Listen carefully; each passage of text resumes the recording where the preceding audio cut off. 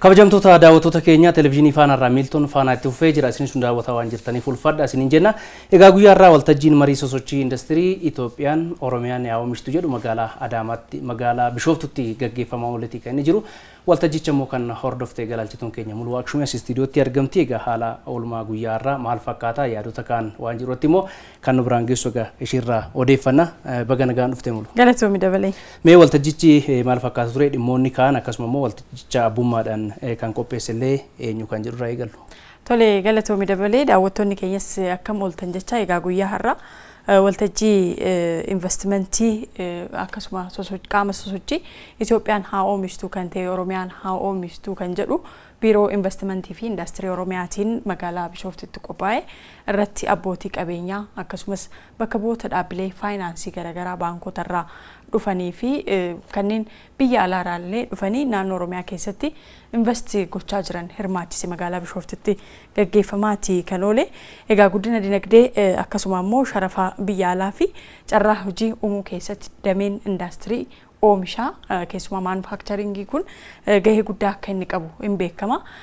Keessumaa imaamata Itoophiyaan kana dura fayyadamaa turte sirnoota darban keessatti fayyadamaa turte wajjin wal qabate dinagdeen hordofaa turtee fi dinagdeen biyyattii xiqqaa turee fi oomishaalee qonnaa galteewwan indastiriidhaaf ta'uu danda'anii fi maallaqa guddaa baasuudhaan sababa imaamatni biyyattii baay'ee kan damee industirii kana deeggaru hin taanee fi damee industirii kun keessumaa damee manufacturingii kun jechuudha sharafa alaa xiqqaa qabdu baasii guddaa baastee galteewwan indastiriidhaaf oolan hunda biyya alaatti galchaa akka turte hin beekama. Garuu isa kana hambisuudhaan carraa hojii bal'aa uumuudhaa fi akkasuma immoo dameen kun damee dinagdee guddaa maddisiisuu danda'u akka ta'uu fi akkasuma immoo biyyattiinis ta'e naannoon Oromiyaa carraa guddaa fi humna bal'aas kan qabdu ta'uun hubatame. Ministeera muummee Dr. Abiy Ahmediin bara darbee bara 2014 keessa egaa Itoophiyaan haa oomishtu sosochiin jedhu kun jalqabeeti kan jiru. Haaluma kanaan naannoo Oromiyaa keessattis hojjetamaati kan jiru. Bifuma kanaan egaa erga hojiitti galamee asitti dameen industirii kun carraa hojii uumuudhaan sosochii bal'aa keessa kan gale kan si'aa'e ta'uudha waltajjicha irratti kan ibsame. Keessumaa rakkooleen garaagaraa jiraatanis hudhaan gama faayinaansiitiin jiru dhiyeessii wajjin wal qabatee rakkoolee xixiqqaa jedhaman jiraatanis dameen kun garuu damee si'aa'aa jiru akka ta'e waltajjicha irratti qorannoon marii yaada mariidhaaf ta'u dhiyaateeti kan jiru. Kanaanis abbootiin qabeenyaa baay'een hojii keessa galaniiru carraa humna namaa bal'aa hojii keessa galchuun danda'ameera. Egaa dameen kun damee abdii guddaa irraa eeggamu akka ta'e himameeti kan jiru. Waltajjicha marii kana irrattis egaa rakkoolee jiran adda baasuudhaan qindoominaan hiikuun hojii keessa galuudhaaf hojjetamaa akka jiru hoogganaan biiroo industirii fi investimentii fi industirii Oromiyaa obbo Ahmed Indiriis himaniiti kan jirani. Yaada isaanii irraa immoo muraasa dhageenyaa deebinu. Rakkoowwan gurguddaa abbaa qabeenyaa biratti jirutu jira. Fakkeenyaaf oomishuudhaaf wanni hudhaa ta'an inni guddaaf olaanaan tokko dhiyeessii liqiidhaati. 2 ifaadha. 3 loojistiikawwan adda addaati.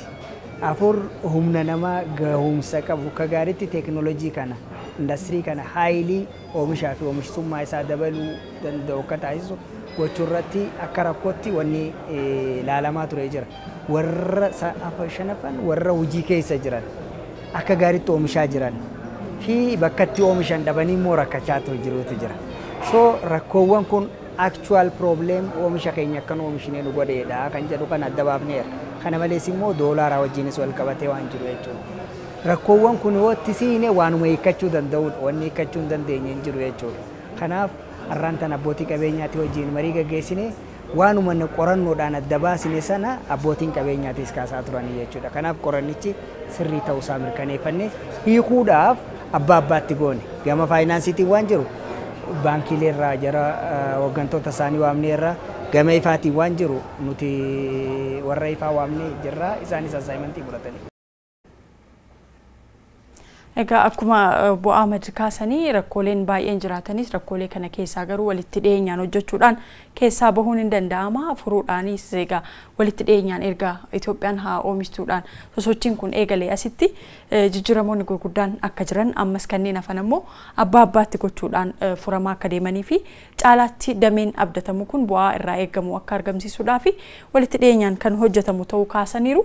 Waltajjii kan argaman ministeera deetaa ministeera indaastirii obbo Taarraqany Bulultaatis yaada kaasaniin dameen indaastirii oomishaa bu'aa qabeessa taasisuudhaaf qindoominaan hojjechuun barbaachisaa ta'uusaa kaasaniiti kan jiranii.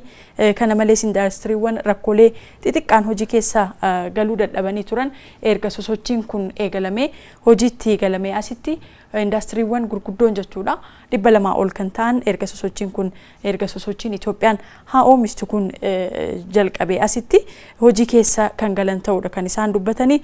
Rakkoo indaastirii oomishtoota furuudhaaf ammoo qindoominaan hojjechuun dhimma mootummaan irratti xiyyeeffatee hojjechaa jiru akka ta'e isaanis egaa yaada Faanaa Broadcasting Corporative himaniin kaasaniiru. Yaada isaaniitis ammoo dhageenyee deebina.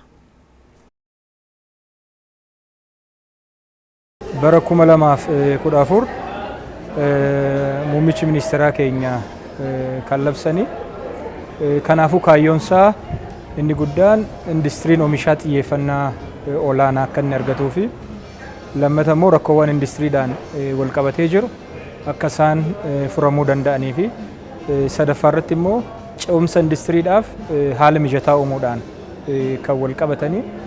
Kanaafuu erga sochiin Itoophiyaan haa oomishtuu labsamee as idduma hundatti naannolee hunda keessatti sochiin jajjabeessaa ta'eef abdii namaa kennu geggeeffamuu jalqabee jira. Egaa muluu keessattuu waggaa tokko keessatti indastiriiwwan 200 ol hojii jalqabuu jechuun baay'ee abdachiisaadha. Keessumayyuu gama maanufaaktcharingiitii fi industiriitiin biyya keenyaaf xiyyeeffannoo yeroo ammaa kana kennamee jiruun barattoonni dhaabbilee barnoota olaanaa keessa jiranillee baay'een isaa egaa dameen maanufaaktcharingii fi industirii kun humna nama barateetiin yoo hoogganame immoo bu'aa barbaadamu bira ga'uun akka danda'amu waan namatti agarsiisudha. Waggaa tokko keessatti illee abdii gaariidha, abdii jajjabeessadha kan argame. Kana malees egaa yaadota abbootii qabeenyaa fi damee indaastirii kanarraa hirmaattonni sagantichaa rakkoolee keessumaa hojii adeemsa hojii keessatti isaan mudatan garaagaraa kaasaniiru.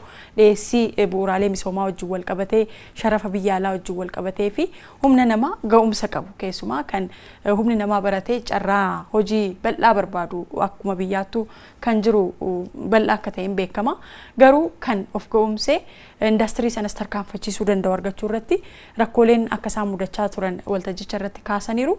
Kana furuudhaaf garuu akka biyyaatti dhaabbilee barnoota olaanoo wajjin ta'uudhaan gama dhiyeessii faayinaansiitiin ammoo baankiiwwanii fi dhaabbilee faayinaansii garaagaraa wajjin ta'uudhaan qindoominaan akka hojjetamu obbo Taarraqany kaasaniiru. Kana malee egaa saganticha irratti yookaan waltajjii marii kana booda agarsiisni bu'aa indaastirii keessumaa abbootiin qabeenyaa damee garaagaraatiin damee maanufaaktcharingii hojii sibiilotaa fi damee garaagaraatiin hojii keessa galan bu'aa hojii isaanii agarsiisaaf dhiyeessaniiti kan jiranii. Kanaanis egaa sharafa biyya alaa bal'inaan hambisaa akka jiranii fi carraa hojii bal'aa uumaa akka jiran kaasaniiru. Dhimmoota hafan ammoo guyyaa boru daawwattoota keenya biraan kan geenyu ta'a dabale. Galatoomii muluu. Kabajamtoota daawwattoota keenya egaa itti fufnee jirra. Muluu Akshumee odeeffannoo bal'aa nu biraan geessee jirti. Ergaa yookaan immoo dhaamsa akkuma dhageenyan walitti deebina.